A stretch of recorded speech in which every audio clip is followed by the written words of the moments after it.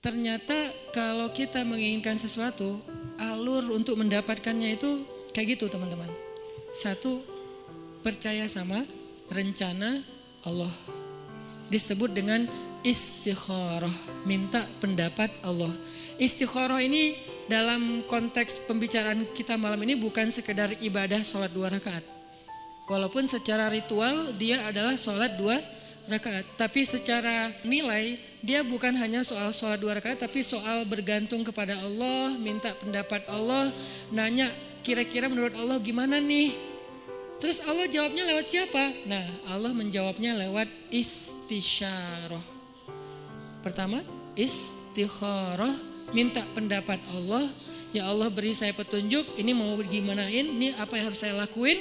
Nanti Allah nitip jawabannya lewat istisyarah. Istisyarah itu meminta nasihat orang-orang yang lebih paham, ulama, kiai, ustadz, siapa lagi, guru, orang tua, orang yang lebih bijak dari kita yang banyak pengalaman dalam urusan tersebut.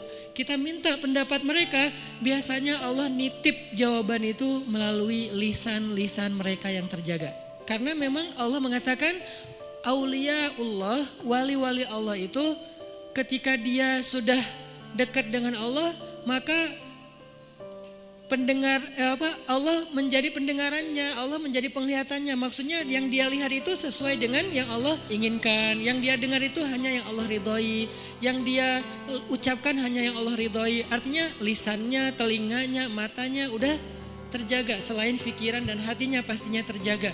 Nah, orang kayak gini tuh utusan Allah setelah Rasulullah SAW dalam wujud ulama, da'i, bukan dalam wujud nabi dan rasul, karena tidak ada lagi nabi setelah Rasulullah. Jadi kita kalau mau tahu Allah nitip pesan ke kita, cari tahunya ke ulama. Syekh, Allah nitip pesan gak ke saya? Gitu kalau bahasa santainya ya. Tapi kan gak mungkin kita ngomong gitu ya. Emang lu siapa? Syekh, maksudnya beri saya nasihat. Cuman itu terlalu resmi lah. Analoginya kita kayak nanya, ada pesan gak untuk saya dari Allah? Lewat siapa nanya pesan untuk saya dari Allah? Lewat orang solih yang lisannya terjaga. Biasanya Allah akan titipkan pesan lewat lisan mereka untuk kita.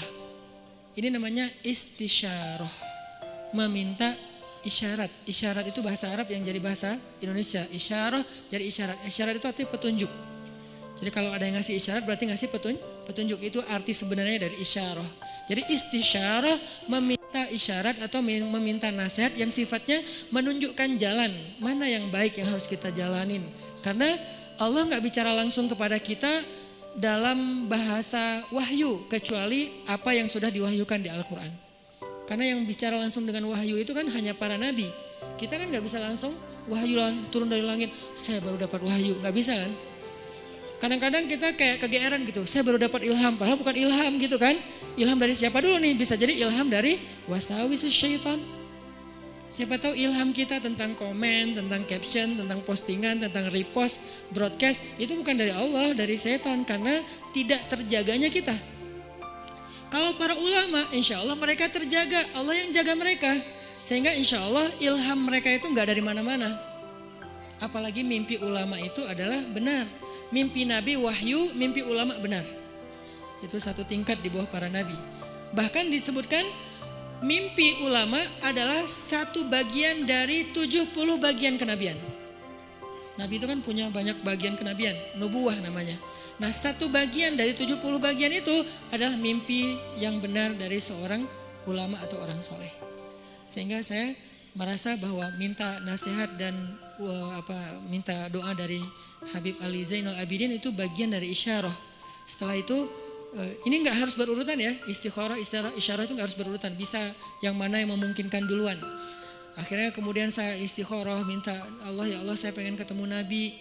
Pas umroh ternyata bisa ziarah Nabi di depan makam Nabi. Selain sholawatan, saya ngomong gitu semampu saya. Walaupun sebetulnya malu gitu mau ketemu Nabi. Kenapa?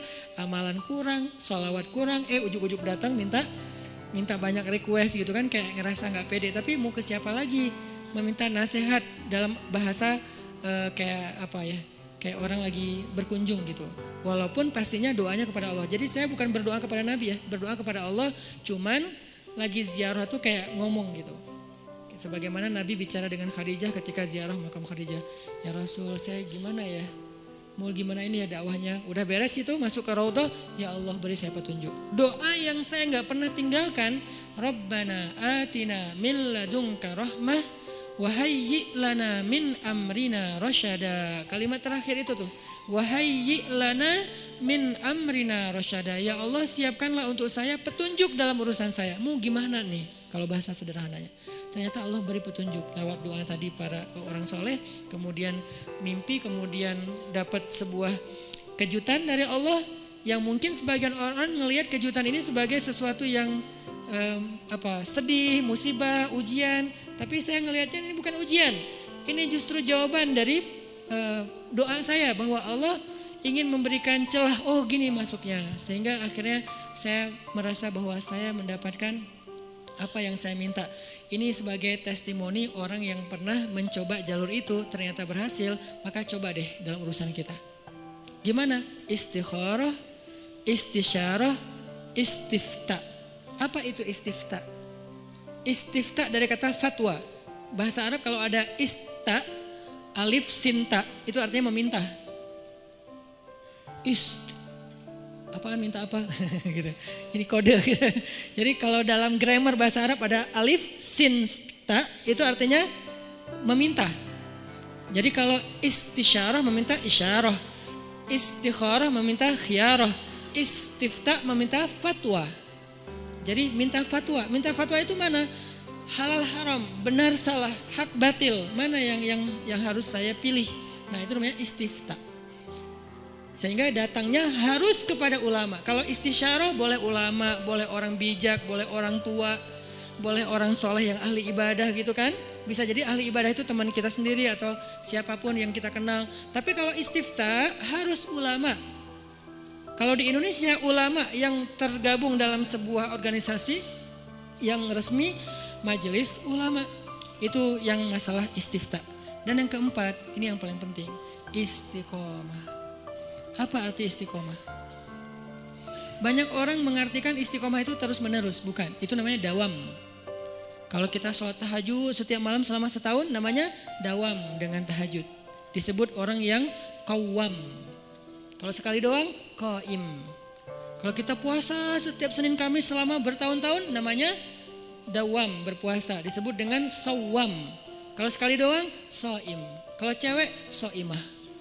Nih, berarti soimah ini puasa cowok, puasa cewek. Soimah. Kalau udah sering, sawamah. Kalau qiyam, qaimah. Kalau udah sering, qawwamah. Itu dalam bahasa Arabnya. Nah, itu namanya dawam, terus-terusan, daimun gitu kan. Mereka selalu dawam. Tapi kalau istiqomah artinya bukan konsisten. Dawam itu kan konsisten. Kalau istiqomah itu komitmen. Apa bedanya? Kalau komitmen itu tetap on the track apapun yang terjadi. Itu namanya istiqomah. Gak mau keluar dari garisnya. Gak mau keluar dari fisabilillah. Gak mau keluar dari syariat. Dengan batasan syariat yang luas pastinya. Jangan sampai kita menuduh orang udah keluar dari batasan syariat padahal batasan kita sempit. Bisa jadi dia gak keluar. Cuman batasan kita yang sempit. Harusnya syariat itu luas. Keluasan syariat tergantung wawasan Islam kita. Ada mengatakan, itu gak boleh, padahal boleh. Kenapa dia bilang gak boleh? Karena mungkin dia baru tahu satu dalil. Itu haram, padahal makruh. Itu makruh, padahal mubah gitu kan. Nah intinya kalau kita gak keluar dari batasan syariat apapun kejadiannya, kita disebut orang-orang yang istiqomah. Komitmen dengan Islam. Kalau komitmen, Allah pasti bantu. Innalladzina qalu rabbunallah tsumma istaqamu. Allah bantu apa? Tatanazzalu alaihil malaikah, malaikat turun. Kemudian Allah menolongnya, Allah menjauhkannya dari musuh. Nah ini 4 cara untuk sampai kepada kebaikan yang kita harapin. 1, minta pendapat Allah. 2, minta pendapat orang bijak. 3, minta pendapat ulama. 4, kalau udah tahu dari 3 itu ilham, kemudian isyarah, kemudian fatwa, maka fastaqim. Fastaqim. Tetaplah di situ, jangan melenceng walaupun sekedar mata ataupun perasaan. Apalagi sampai kaki kita melenceng. Walaupun sekedar mata aja Atau perasaan Rabbana la tuzigh qulubana. Ya Allah, jangan biarkan hati kami tergelincir. Ya muqallibal qulub tsabbit qulubana. Allahumma habib ilainal iman. Jadi kita minta kalau kayak gini, insya Allah teman-teman gak usah khawatir. Bilang ke mereka, kata Allah, Allah takhafu, janganlah kalian takut karena Allah bersama dengan kalian.